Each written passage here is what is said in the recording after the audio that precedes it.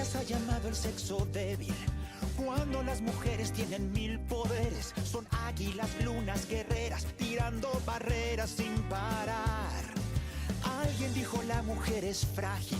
¿Quién inventaría tanta tontería? Son mágicas flores de acero que piensan primero en los demás. No tienen miedo a caer, pues saben sacudirse el polvo sin perder la fe.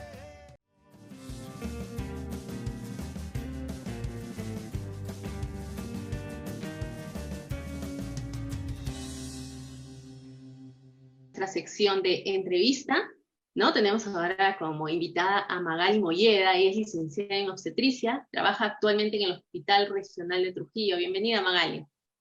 Muchas gracias, Rosana. Gracias por la invitación. Considero de que este es un tema muy importante, no solamente para las mujeres, sino también para los varones de nuestro país, ¿no? Hablamos mucho de equidad de género y yo creo que en este tema de la maternidad y paternidad responsable deben estar involucrados los dos. Así es, Magali, ¿no? Nuestro tema que nos concierne el día de hoy es la maternidad en tiempos de pandemia. Y bueno, Magali, desde el 2019 teníamos alrededor de 17.000 obstetras, ¿no? Ha habido un desfase en el personal y con la pandemia creo que eso ha tenido un descenso del 40%, ya que unos eran mayores de 60 años y tuvieron que, bueno, separarse de la profesión, como decirse, ¿no? Y otras pues sí fallecieron a causa de coronavirus.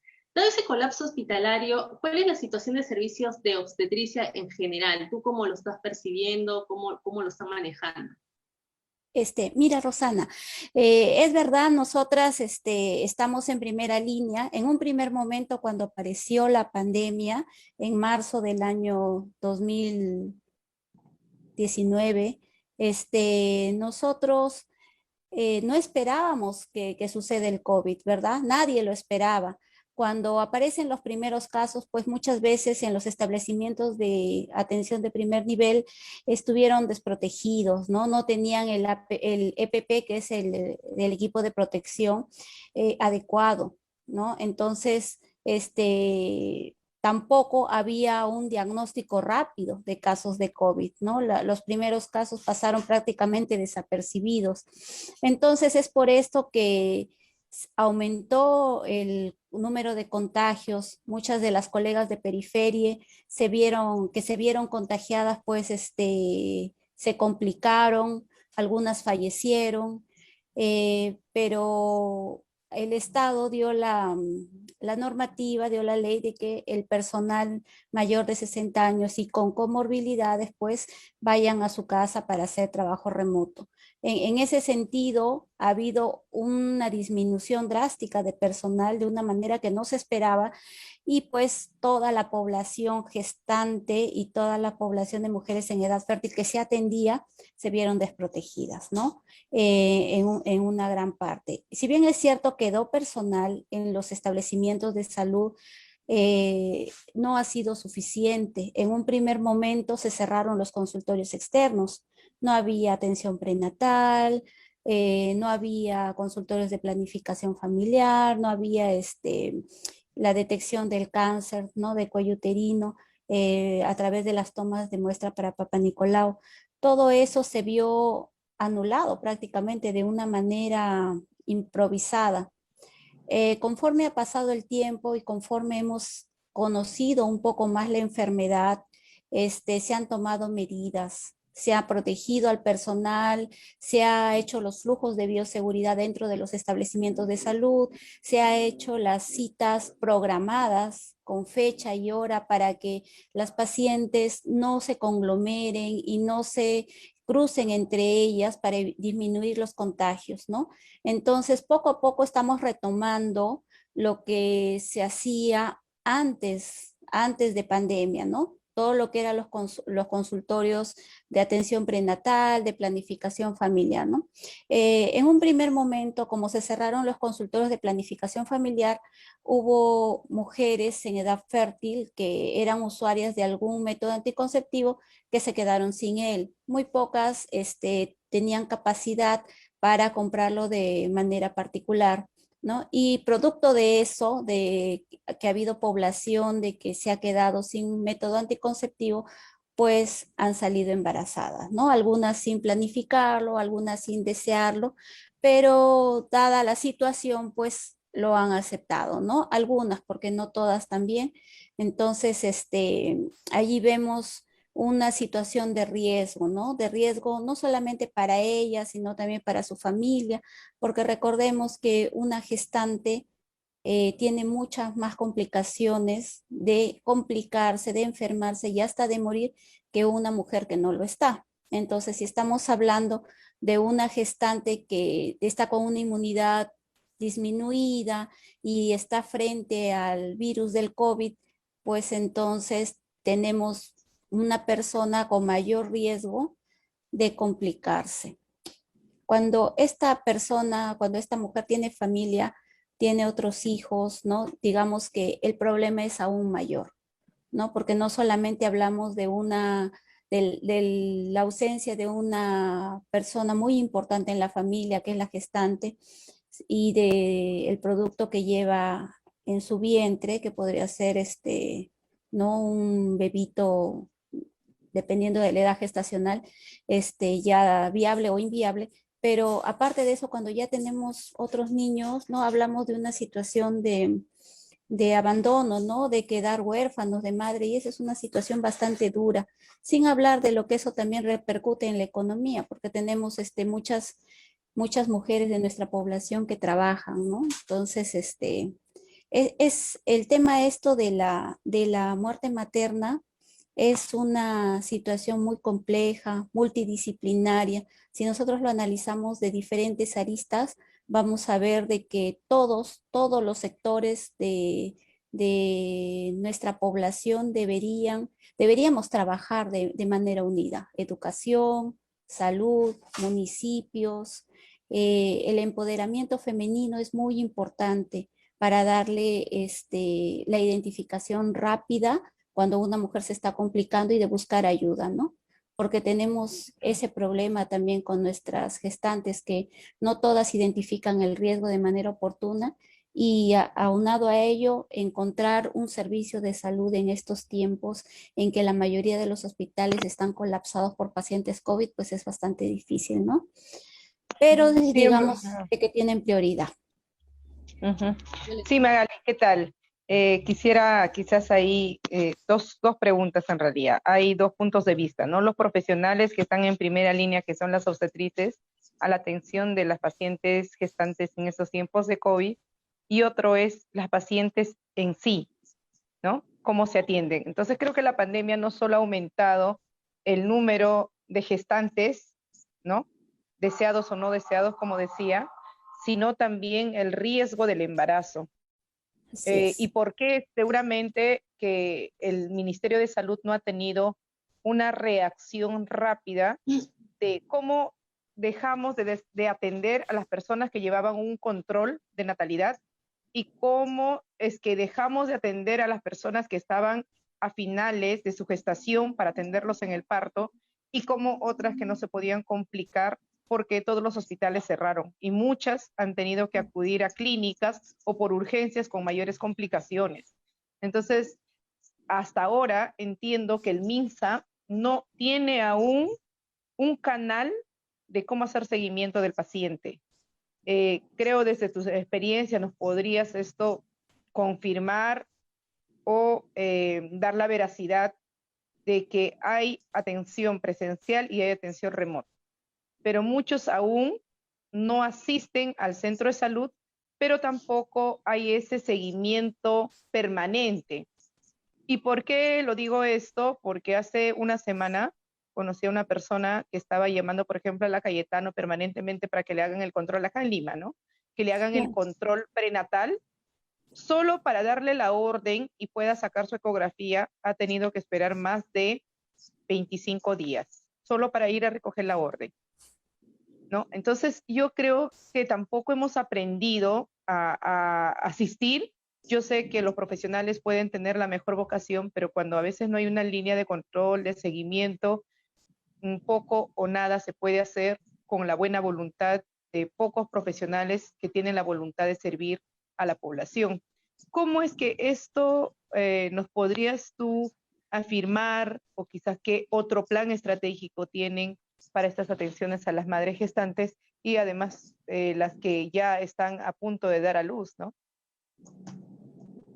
Sí, Violeta, esa problemática surgió el año pasado con mayor énfasis y con bastante preocupación, mucha angustia, no solamente de nosotras, sino también de nuestras gestantes, porque no sabían a dónde acudir, si a veces tienen una falsa labor de parto, que ya les está avisando que está cerca, y no sabían ni siquiera a quién preguntar, pensaban de que iba a suceder en casa, a quién llamo, dónde busco, todo está cerrado. Es entendible, la situación fue caótica, pero conforme se fueron presentando estos problemas, también se presentaron las soluciones. Se ha abierto el tema del telemonitoreo, la teleorientación, y son los establecimientos de salud que tienen a su cargo cierta jurisdicción los que hacen el seguimiento. Por ejemplo, te detallo prácticamente lo que hacemos nosotros en el hospital. Si bien es cierto, nosotros no somos un centro de atención de primer nivel, por lo tanto no tenemos población adscrita, ¿no? Población adscrita se le llama a que, por ejemplo, si un establecimiento de salud queda en Trujillo, tiene ciertas urbanizaciones de las cuales está a cargo, es responsable de esos sectores, ¿no? Todas las gestantes que están allí están a cargo de este establecimiento. Si se complica, se va derivando al nivel superior. Entonces, en mi hospital es un hospital de tercer nivel, es hospital COVID. Por lo tanto, no tenemos población adscrita, pero sí atendemos referencias, ¿no? Referencias de gestantes COVID que están con alguna complicación, bien sea obstétrica o bien sea complicación netamente por el COVID. Entonces, en el hospital nosotros hacemos el seguimiento al 100% de nuestras gestantes y puérperas. Cuando salen del hospital, nosotros tenemos un periodo de seguimiento de 15 días. La llamamos al momento del alta, o sea, al día siguiente del alta, para saber cómo llegó, si recibió su medicina, si está cumpliendo el tratamiento, y así posteriormente ir viendo los temas del certificado de nacido vivo del niño, de que lo registren en la RENIEC, de ver si está dando de lactar, porque la lactancia materna no está contraindicada en el periodo del puerperio, ¿no? Y en coordinación con pediatría también, porque es pediatría quien le dice, este niño debe recibir fórmula o este niño debe recibir solo lactancia o debe de recibir una lactancia mixta, ¿no? Entonces, de acuerdo a esa indicación del pediatra, nosotras somos las que le damos la orientación y para que tenga los cuidados, ¿no? Además debe completar sus días de cuarentena, ¿no? Que debe estar aislada de las demás personas para no contagiar y de tener una buena alimentación, un buen proceso de desinfección dentro de casa, lavado de manos y alguna o que otra duda que pueda surgir o de repente algún síntoma de alarma que pueda tener la paciente, puede hacer fiebre, puede estar eliminando el sangradito con ligero mal olor o puede tener algún dolor o de repente se le infecta la herida operatoria y ante esos signos y síntomas pues nosotras estamos ahí pendientes para darle la orientación adecuada, ¿no? En caso de presentar alguno de los síntomas, se le hace la consulta con los especialistas, porque en el hospital tenemos los especialistas medicina interna, tenemos ginecobstetra, ¿no? Tenemos todos los especialistas que corresponden a un nivel 3 y se absuelve la consulta. En caso de ser necesaria, de requerir una ecografía, de requerir algún análisis adicional, se le cita de manera presencial a la paciente. Ahora, Magali, sí. Magali, una consultita. Sí, vemos que desde 2019 al 2020 pues la mortalidad realmente materna ha aumentado casi un 42%, ¿no? Y no solamente el Perú es uno de los países, luego seguido de Argentina y Brasil, que ha tenido más, han salido positivos con el tema de la pandemia. Y Sí. dentro de nuestra región, pues viene a ser Lima, Callao, La Libertad, Ica y Pasco y Madre de Dios. ¿No? Tú que tú estás viendo estos casos, la primera ola, las mujeres embarazadas han tenido ciertos síntomas, tal vez han tenido un porcentaje más elevado que en la segunda ola. Creo que también hay otros motivos también por lo que se les complica el embarazo, que puede ser preeclampsia, síndrome de hemólisis, ¿no? Enzimas hepáticas, varios factores que ponen en riesgo la vida de la madre. ¿Tú qué has percibido, cómo has percibido esto y qué podías, qué le recomendarías a una madre gestante que tiene algunos tipos de síntomas, pues, que tal vez los pueda, tal vez en su casa, ¿no? Aminorar o de alguna manera, pues, atenderse ella misma? Sí, mira, Roxana, estos tiempos de pandemia no son los más recomendables para salir embarazada, ¿no? En caso de salir embarazada, ya nosotros tendríamos que tener unos cuidados especiales. Deben ser los mismos, mejorar la alimentación, mejorar la nutrición, continuar con su suplementación, y tener una vida saludable dentro de lo que cabe. Para evitar el COVID, la triada, pues que es lavado de manos, el uso de la mascarilla doble, guardar el distanciamiento y bueno, lo último que es el protector facial, porque estamos viendo de que están viniendo variantes que son mucho más contagiosas y que por lo tanto complican un poquito más a nuestra gestante. En realidad no te podría decir si es porque la carga viral ha aumentado porque muchas de nuestras gestantes ya han tenido un primer proceso de COVID y ya se están contagiando por segunda y hasta por tercera vez, que también podría ser eso, o realmente que las variantes están viniendo más agresivas, ¿no? Lo que sí te podría decir es que en la primera ola la mayoría de nuestras gestantes eran asintomáticas. La mayoría. Eran muy pocas las que se nos complicaban, que llegaban a una insuficiencia respiratoria y a necesitar oxígeno. Sin embargo, en esta segunda ola estamos viendo que nuestras gestantes se están complicando, están llegando con insuficiencia respiratoria, están necesitando este oxígeno. Muchas veces ya no es suficiente la bolsa de reservorio y se está utilizando hasta cama UCI. Entonces, hemos tenido gestantes que han llegado a UCI por necesidad del ventilador, ¿no? Este cuadro en la primera ola no ha sido evidente así, pero vemos que en la segunda ola, pues, nuestras gestantes se están complicando más. Mucho tiene que ver el estado nutricional de la gestante antes de salir embarazada y durante el embarazo. Mucho tiene que ver también el estado de salud, de que no tenga otra comorbilidad. Por ejemplo, si hablamos de una mujer que ya tiene diabetes o que es hipertensa y sobre eso sale embarazada, pues el cuadro se va a complicar mucho más aún, no solamente por el mismo embarazo, sino también por las comorbilidades que pueda tener. Eso sin contar las complicaciones propias de la gestación, porque durante el embarazo pueden haber múltiples complicaciones. Hablamos de complicaciones del primer trimestre, del segundo trimestre y del tercer trimestre. Cada trimestre tiene patologías definidas. No te podría decir, vas a tomar esto y no te va a dar esto, ¿no? Son diferentes complicaciones las cuales se tiene que ir viendo en el camino. Por eso la importancia del control prenatal. Bien. Estimada Magali, quisiera también ahí, tengo siempre estas dudas, ¿no? Ahora en estos tiempos que es más virulento, el virus es más letal, creo de 8 gestantes, 5 normalmente a veces terminan complicándose por la pandemia. ¿Qué es la decisión que toman al inicio? Porque de hecho que la gestante comprime el tórax, ¿no? Entonces, antes si no tenía síntomas o pasaban asintomáticos, ahora cuando vienen los síntomas, de hecho que hay mayor compromiso respiratorio por la misma presión. ¿qué cabe ahí? ¿Cuál es la primera atención que hacen ustedes o que hay que tomar en cuenta si es que uno tuviera algún familiar? O sea, para poder llevar de emergencia rápido, ¿qué cabe allí? Lo primero que tendrían que tener es su pulsoxímetro a la mano.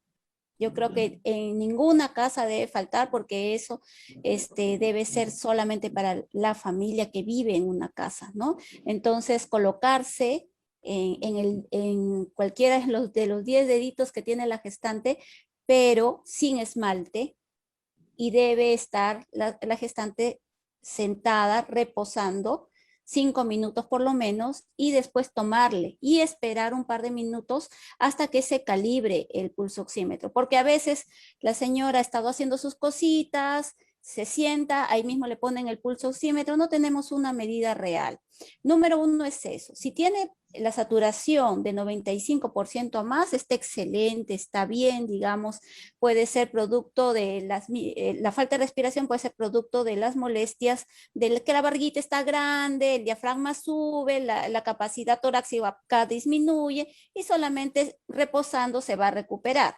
Pero si nosotros le tomamos la saturación de oxígeno y tenemos menos, ya estamos hablando de que se puede complicar esa gestante y tenemos que llevarla a un establecimiento de salud de emergencia. Lo primero que les recomendaría es ir al establecimiento de salud que está más cerca a mi casa. Si tengo un centro de salud que está cerca a mi casa, que trabaja solamente en el día y yo me estoy sintiendo mal de noche, pues ir al hospital más cercano a mi casa, ¿no? Lo primero que se hace cuando una gestante COVID llega al hospital es primero tamizarla, volver a medir sus funciones vitales, revisar saturación de oxígeno y sacarle una batería de análisis que nos va a decir cómo la paciente está saturando, si está saturando bien o no está saturando bien, ¿no? Si su condición es buena o no. De acuerdo a eso, ¿quién la recibe? La recibe un médico en lo que nosotros denominamos triaje, ¿no? Es el médico el que la evalúa y determina si es que está para irse a su casa, si es que está para hospitalización, si es que recibe este oxígeno a bajo flujo por cánula binasal o la hospitaliza para recibir un poco más por bolsa de reservorio, ¿no? O un dispositivo que llamamos CPAP. Todo eso lo va a determinar el médico especialista, ¿no? Ahora, ¿es necesario que esta gestante termine o no termine su embarazo? No necesariamente. Lo primero que se hace es tratar el cuadro del COVID. Si el feto está en buenas condiciones y digamos que la gestante tiene una buena respuesta ante el COVID, entonces el embarazo puede continuar y muchas veces superan el cuadro, ellas se van gestando y después retornan para su parto, ¿no? Entonces, Bien, no, hay una pequeña consulta. Por ejemplo, nosotros, bueno, en casa tenemos el pulsioxímetro y muchos seguro estarán preguntando. Si hay algunas personas que, por ejemplo, lo toman sentado, es menos, ¿ah? He hecho la prueba varias veces porque me ha llevado hasta el susto. Medía sentadito y así estaba sentada media hora, por ejemplo, mi papá, mi mamá, y tenían 94, 93, 94, 93. A ver, párate y un poquito camina. Ya, a ver, paradito, 95, 96, 97 hasta 98. Entonces creo que hay que tomar también varias formas, ¿no? O no sé cuál es la más correcta en este tipo de pacientes como las gestantes, ¿no? sí, en la gestante generalmente es en posición sentada, habiendo reposado 5 minutos y de preferencia en el brazo derecho. He ¿No? escuchado Entonces, también, Magali, que es, por ejemplo, si estás muy fría, tampoco te toma la pulsación, porque yo también lo he experimentado. Pero cuando empiezas a calentarle la manito, por ejemplo, ¿no? Como que ya se regulariza y en cada dedo es distinto, la medida es distinta. O sea, lo, más o lo que menos que sacas un promedio. Lo que pasa es que estamos, en realidad el pulsoxímetro no es tan exacto Claro. como una prueba de análisis llamémosle AGA, que mide cómo realmente está oxigenando la persona. El pulsoxímetro es referencial, por eso es de que a grosso modo se dice de que por encima de 95 más es normal, ¿no? Y por debajo ya estamos hablando de que se enciendan nuestras antenitas de alarma para llevar a nuestra gestante a un centro especializado, ¿no? A donde nos puedan ayudar profesionales de la salud. Porque a veces nosotros nos angustiamos, a veces lo ven que sube, que baja, y claro, uno dice, no, está saturando mejor, y después se preocupa porque ya está saturando menos, cuando la realidad es que siempre estuvo saturando igual, sino que digamos de que hay estas variaciones por el equipo que no es tan específico. ¿No? Es simplemente eso, no es tan específico, pero sí es una gran ayuda para detectar, para separar los normales de los que requieren una revisión. Ahora, hay muchos de los que de repente saturan un poquito menos de 95 que no necesitan oxígeno, pero ya se hizo el descarte, ¿no? Ya pasamos el tamizaje, por decirlo así, de que todo está bien. Ahora, ¿qué pasaría si es que el paciente está mal y lo dejamos en casa, ¿no? Es preferible de repente exagerar un poquito allí con los signos de alarma antes que esperar que se nos complique más, ¿no? Siempre ante una gestante, por lo mismo de su estado, por lo mismo que está inmunosuprimida y por lo mismo de que por dentro todos sus órganos están sobrecargados, pues es más probables de que se nos complique más rápido que de cualquier otra persona. Entonces, en ese sentido, es preferible buscar ayuda lo más rápido posible. Magali, ¿la vacuna contra el COVID durante el embarazo y el amamantamiento es lo adecuado? No. ¿Vacuna? Del COVID. No, todavía no se está vacunando contra el COVID a las gestantes. Habría que realizarse más estudios. Si bien es cierto, hay algunos que dicen de que no hay problema de complicación, pero no podríamos asegurar eso en todas, porque estamos viendo personas que no están embarazadas, que se están vacunando y que están haciendo la enfermedad, porque en realidad la vacuna no evita que hagas la enfermedad, la vacuna lo que evita es que uno se complique, que llegue hasta la UCI. Eso es el beneficio de esta vacuna. Y en un país donde tenemos la UCI colapsada desde el año pasado, donde vemos que es muy difícil conseguir cama, entonces en realidad es una gran ayuda. ¿Por qué? Porque al tener menos pacientes que vayan a la UCI, pues tenemos más probabilidades de que ese paciente se cure, ¿no? De que se cure solamente en hospitalización. Sí, en verdad interesante todo esto, Magali, y nos nutre también para muchas mujeres que nos están escuchando, viendo, pero también sería, creo que no es pedir mucho, que debemos apurar las vacunas y que lleguen lo más pronto Sí.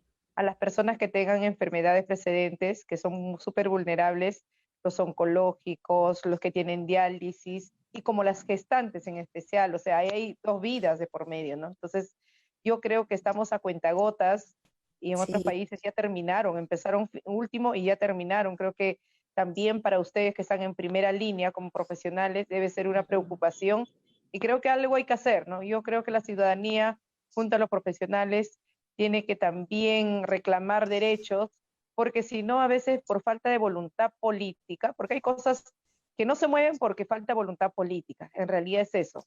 Sí. Que no tengamos dinero no es verdad. Que no haya la capacidad tampoco es verdad. Entonces, yo creo que ahí es tomar decisiones y que ojalá la salud sea una prioridad para los peruanos que no estén especialmente, que no está al alcance. Porque es bien difícil, estamos hablando solo de la parte más urbanizada del urbe, pero no estamos hablando aún de los que están lejos de la ciudad, los más vulnerables del país, ¿no? Entonces yo creo que ahí tiene que llegar también la salud y ojalá con esta pandemia se haya aprendido de alguna manera que se haga el feedback, que los ciudadanos no solo están en el urbe, sino también en el campo, y los que están en el campo pues están a que sálvese como se pueda, ¿no? Y debe también ser una preocupación para ustedes que están en la primera línea. Yo no quiero finalizar esto sin antes de felicitarlos, desearles lo mejor y que, bueno, hay que seguir cuidándonos. Creo que así como la educación, la salud es de tres, ¿no? Debe estar el Estado, las familias y los profesionales, y de la mano encaminarnos a la salud preventiva, porque de hecho que la curativa siempre es el efecto de bombero. Los felicito y ha sido un gusto pues conversar esta noche contigo y ojalá sigamos replicando todo esto. Muchas gracias. Muchas gracias, Violeta. De mi parte. Muchas gracias a todo el grupo.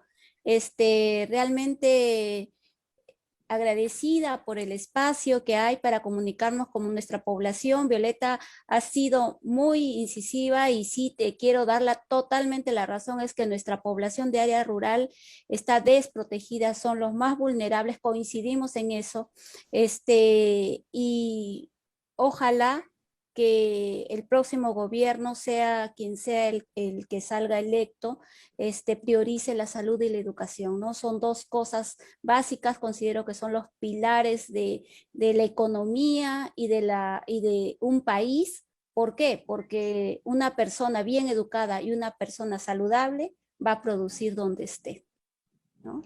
Muchas gracias, trabajemos por esa población. Así es, Magali. Muchísimas gracias y ya te tendremos en otra oportunidad para seguir hablando, porque el tema es bien amplio, hablar de la mortalidad, ¿no? De embarazo también, y de niñas, ¿no? De niñas adolescentes, que también es otro tema. Muchísimas gracias, Magali, gracias, Violeta. Si te gustó el video, no olvides darle me gusta, suscribirte y activar la campana de notificaciones. Para más contenido, visítanos, dale me gusta y síguenos en nuestra página de Facebook, Palabra de Mujer. Escucha Palabra de Mujer todos los sábados a través de radio La 97 FM, siempre en frecuencia.